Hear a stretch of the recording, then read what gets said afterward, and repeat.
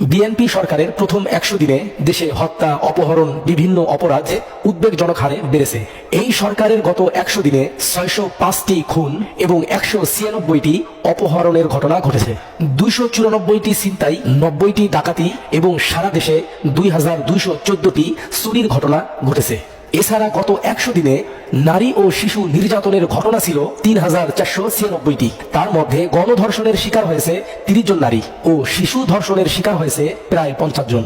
শুধু তাই নয়, আপনারা শুনলে অবাক হবেন, এই সরকারের আমলে ১২ কেজি গ্যাস ১২৫০ টাকা থেকে বেড়ে ১৯৪০ টাকা হয়েছে।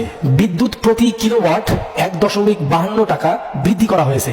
প্রতি লিটার অক্টেন ১২২ টাকা থেকে ১৪৫ টাকা হয়েছে। প্রতি লিটার ডিজেল ১০২ টাকা থেকে ১১৫ টাকা হয়েছে। প্রতি লিটার পেট্রোল ১১৮ টাকা থেকে ১৪০ টাকা হয়েছে। প্রতি লিটার কেরোসিন ১১৪ টাকা থেকে ১৩৫ টাকা হয়েছে। আমাদের সন্তানেরা এক বুক আশা নিয়ে জুলাই গণ অভ্যুত্থানে জীবন দিয়েছে সুন্দর নিরাপদ একটি বাংলাদেশের জন্য। কিন্তু আজ দুষ্ট লোকের প্ল্যানে দেশটা ধ্বংস হয়ে যাচ্ছে। হয়তোবা কয়েকদিন পর জনগণের মুখে স্লোগান উঠবে, হাসিনাই ভালো ছিল।